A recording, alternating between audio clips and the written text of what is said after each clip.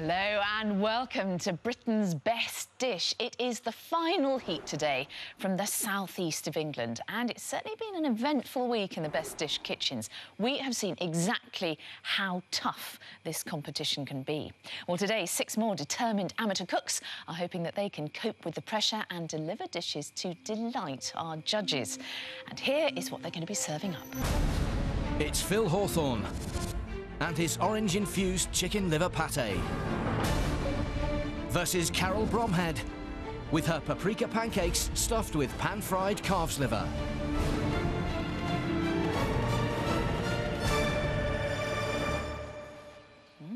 So it's a mouth-watering battle between the liver pate and the liver pancakes. Phil, Carol, take it away.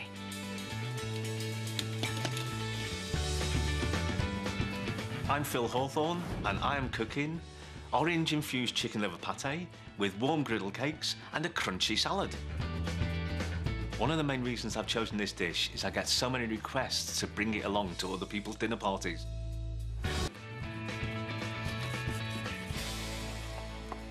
So let's see how our starter cooks are getting on. Hello, Phil. Hi, Mary. Now, I want to ask you about this idea that you've got. You're a very romantic cook, aren't you? Yes, I think the way to people's heart is through being a great cook. But your website asks the question, doesn't it? Can men cook? Can men cook? It's very sad to think that most of the world's chefs are men, but a lot of the everyday cooking is still done by women.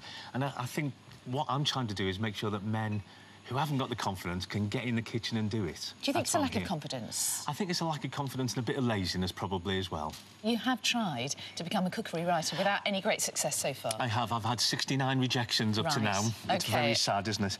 But J.K. Rowling took 100, so, you know, I've just got a few more to go. I can get there, I'm sure. Stick with it. Stick with it. I'm going to. I bet you're keeping an eye on what Carol's up to. I'm a bit worried. It looks good, doesn't it? Yeah, it looks fantastic. Hello, Carol. Born in Liverpool, 54-year-old Phil now lives in Buckinghamshire. He's been a keen cook since his student days. I came across this dish years ago, but I've changed it over the years and added lots of my own different ingredients and different twists, so it's completely different from the original thing I tried to emulate. Phil starts by chopping up his chicken livers. I think chopping things with scissors is an unconfident thing to do, and I think it is what people do who don't know how to use the knife. He fries the chopped liver and adds mushrooms.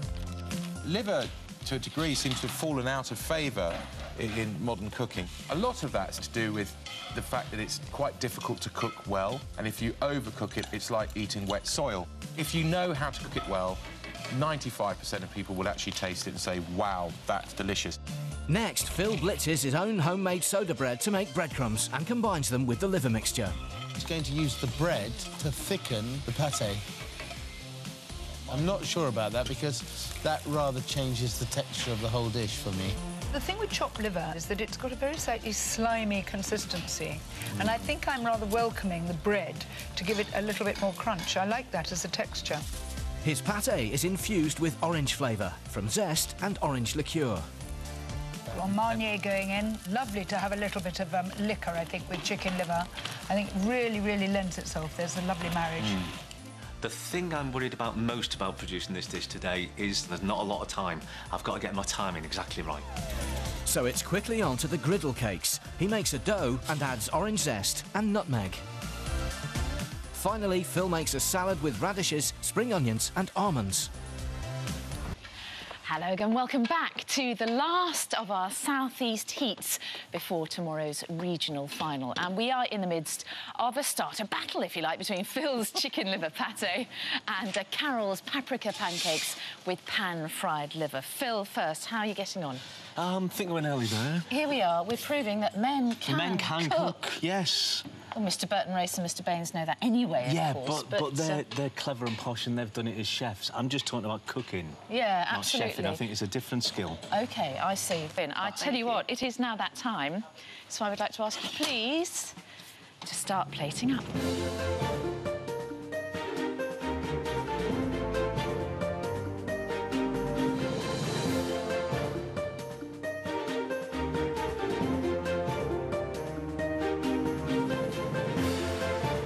So which of the two starters will come out on top? Has Phil got the timing just right, with his orange-infused chicken liver pâté, with warm griddle cakes and a crunchy salad.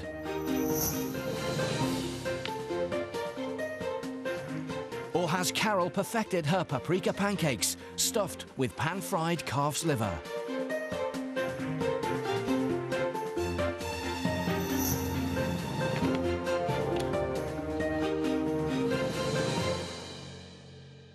OK, judges, it is over to you. And let's start with Phil's pâté.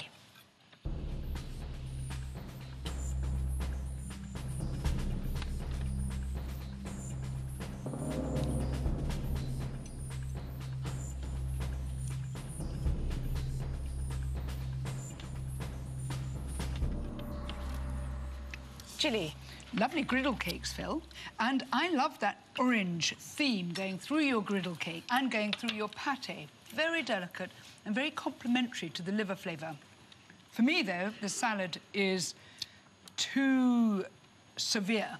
I think raw onion is a very, very strong flavour. I think you've done very well. Nice consistency, nice griddle cakes. Hate the salad. OK. Ed. I love the griddle cakes. Fantastic. Love them. I love the salad. I love it. I find it's really fresh and really lively, and I like raw onion. Off the mark for me, the presentation. It needs to be more detailed, a little bit smaller and much cleaner. But the positives are there, and this could evolve into a very, very nice starter. John, evolution, do you think? I absolutely love the salad. I love it. I love the griddle cakes. I don't get why you put bread in it to thicken the livers, because it actually needs to be smooth and light. Because it's soda bread, it's granular. It's almost like you've overcooked the livers. And apart from the texture of the pâté, it's a lovely dish. Flavour's OK. Yeah. Good. Well, that's all right. Yeah. So-so. Good advice. The starter kitchen had 2 liver dishes competing for the honours. Phil with his orange-infused chicken liver pâté, and Carol with her paprika pancakes stuffed with calf's liver. Which will the judges put through to the next round? OK, judges, then the liver pâté or the liver pancakes? Which is it to be? Ed? Phil, I'll start with your dish, and there were things about it that I really did enjoy and I thought were very good. Carol, I love the concept of your dish. It's very unique, the idea behind it. I thought quite different. There can only be, obviously, one winner as far as I'm concerned, and I'm going to hand it to you, Phil. OK. Well, that's one vote. John, what's your view? Let's start with you, Carol, with your pancakes. I didn't get the flavour of the liver. And then, Phil, your pâté. I love the little griddle cakes. It was just that I couldn't get my head around the texture of the pâté. Takes me back to Carol. I'm going to give you my vote. Well done. That's brilliant. 1-1. 1-1. Decide this for us, please, Julie. We've got 2 liver dishes, neither perfect on the day. Loved your pancakes, Carol. They were a great success. Loved your griddle cakes. I know which one I'm going for, and it is Phil's pâté. Thank you. Well done, Phil. So men can cook. Men can cook. Decisively. Yeah. Well done, Phil. You're through to the Friday regional final. Congratulations, and I'm afraid we have to say goodbye to you. So we've got 3 men today through to our Friday regional final. Phil asked the question, can men cook? Of course they can. We know they can chef, but he was saying, can they cook? My question is, they might be able to cook, but do they? And more importantly still, do they do the clearing up? Right, that's it for the South East of England heats. Tomorrow, the cream of the South East crop returns to battle it out in our first regional final. So do join us then.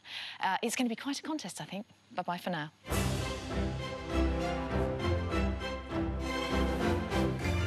Well, if any of that grabs your fancy, you'll find recipes and video tips from this year's contestants on the website at itv.com/bestdish.